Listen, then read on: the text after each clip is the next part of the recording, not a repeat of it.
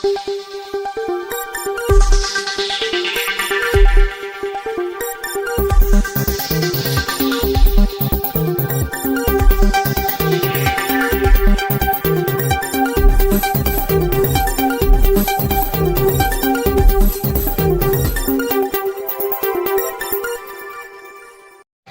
मैं सबा खान, आप देख रहे हैं हेडलाइंस बुंदेलखंड। इस वक्त यहाँ पर मुफ्ती साहब खालिद अंसारी जो NIA और ATS ने मारा यहाँ पर छापा। यहाँ पर काफी लाखों की भीड़ समेत यहाँ पर लगी हुई, काफी है सोशल मीडिया है, नेशनल मीडिया यहाँ पर कई लोग उपस्थित हुए। अपनी तरीका ने ये कह रहा मुसलमान ने क्या, लेकिन यहाँ पे क्या है कि यहाँ पर ऐलान किया गया है, लेकिन ऐलान हमको यहाँ पर बदनाम किया जा रहा है। इसी तरह सबा खान तमाम पत्रकार से जुड़ रही है।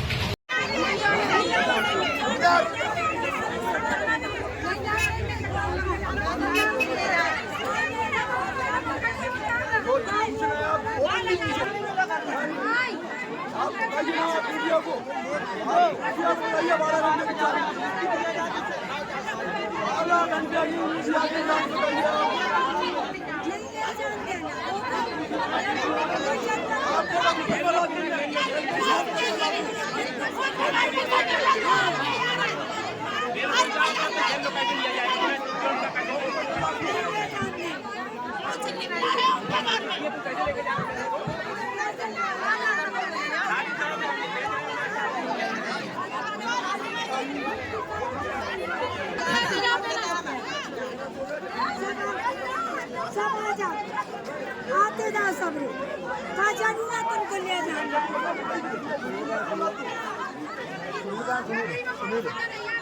सुनील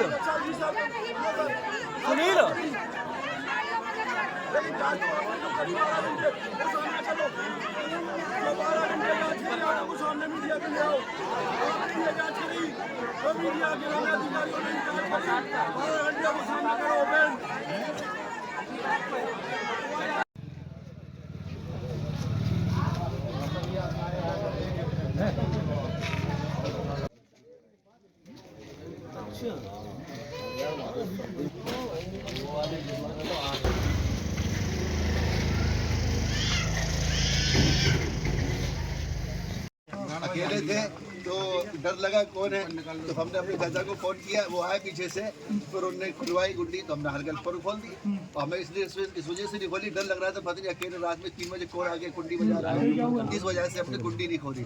10-15 मिनट के बाद, 20 मिनट के बाद कुंडी खुल गई और हमारे चाचा आ गए। फिर उसके बाद सारे घर की चेकिंग हुई और सारे पूरे जितने कमरे हैं, रूम है, किचन है, सारे की क्या कहते हैं चेकिंग की गई। देखा और पूरे कवर्ड देखे, मचान देखा और किचन में देखा, किचन के पीछे जो बनी थी गिरली वो देखी गई। सारी पूरे घर में एक एक कोना छाना गया और बिल्कुल गिरफ्त के साथ, कहीं भी कुछ नहीं मिला। और एक एक कोने में सारी हमारे पास इस वक्त 1.5 से 2,000 किताबें होंगी। किताबें जिन पे शक था, किताबें उठा ली उन्होंने और किताबें देखते रहे, किताबें देखते रहे, बहुत सारी किताबें देखी। ये किसकी लिखी हुई है, कहाँ से आई है, किसने बनाई है, कौन है लिखने वाला, आपका इनसे क्या टाइप कॉन्टेक्ट है। तो फिर उसके बाद एक झोले में सारी किताबें भर ली, सारे कागज भर लिए, पासपोर्ट, वीज़े, हमारा वीज़ा था तो सऊदी अरब गए थे जो हज के लिए, उम्रे के लिए अक्टूबर में, उसके बारे में जांच की। फिर उसके बाद ऊपर वाले पोर्शन में गए, ऊपर वाले पोर्शन में फिर पूरी जांच की और पूरी बात पूछी गई।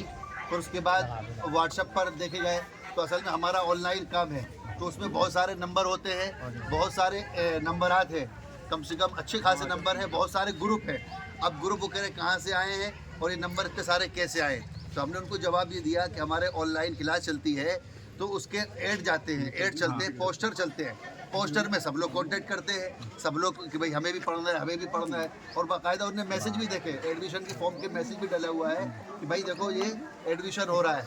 तो इस वजह से उसके बाद फिर कहने लगे कि मौलाना इलियास गुम्मन साहब का मसला आया। मौलाना इलियास गुम्मन साहब कौन है, ये कहाँ से हुआ, तो इस सिलसिले में जांच चल रही है और जो कुछ है उन्होंने बना के दे दिया है, हमारे पास मौजूद है। आप कब से पढ़ा रहे हैं सर? हम ऑनलाइन पढ़ा रहे हैं, 10, 11, 12 साल से ऑनलाइन पढ़ा रहे हैं। आपके पास? हमारे पास सबसे ज़्यादा इंडिया के हैं, इंडिया के सब बच्चे पढ़ते हैं।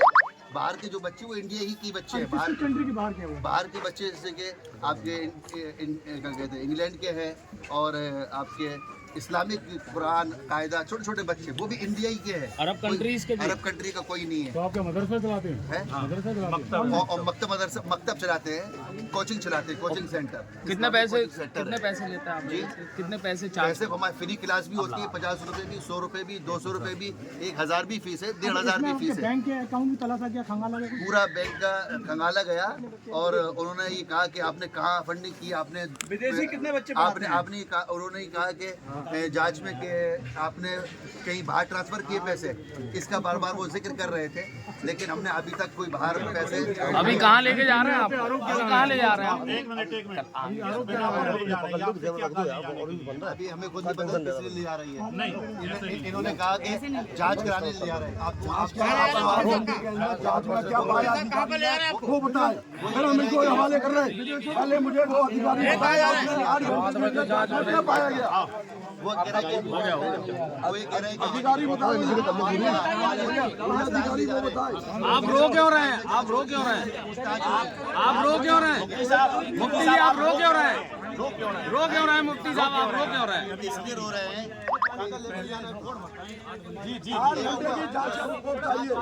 तब आप जाएंगे। मुफ्ती साहब आप रो क्यों रहे हैं? साबिर भाई थोड़ा सा पीछे हो जाए, आइडिया आ जाएंगे। 8 घंटे की जांच को हमें मीडिया के सामने चाहिए। 8 घंटे की जांच जो चाहिए वो मीडिया के सामने चाहिए। 8 घंटे की जांच जो चाहिए मीडिया के सामने चाहिए। 8 घंटे के अंदर क्या पाया गया?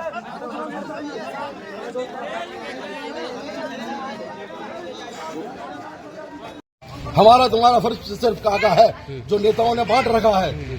तो अपना काम तो ये है कि यदि फर्क कोई क्या सा, सिर्फ एक अल्लाह को मानने वाले हैं, आप अनेक अल्लाह को मानने वाले हो।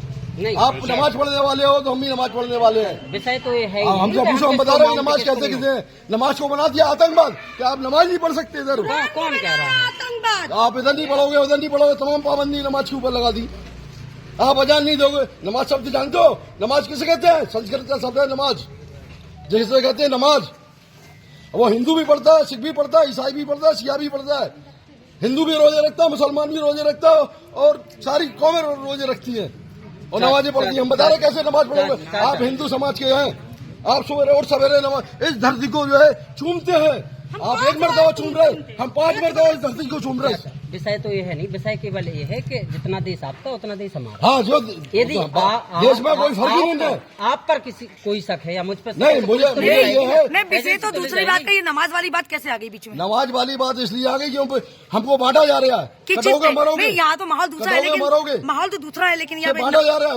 नहीं, माहौल तो दूसरा है। यहाँ पर हम लोगों को कारोबार के अंदर विश्वास की घात किए जा रहे हैं। अच्छा, कोई नहीं। नहीं तो अपन नॉर्मली बात कर रहे हैं, कोई कुछ और समझे तो मजा नहीं आता।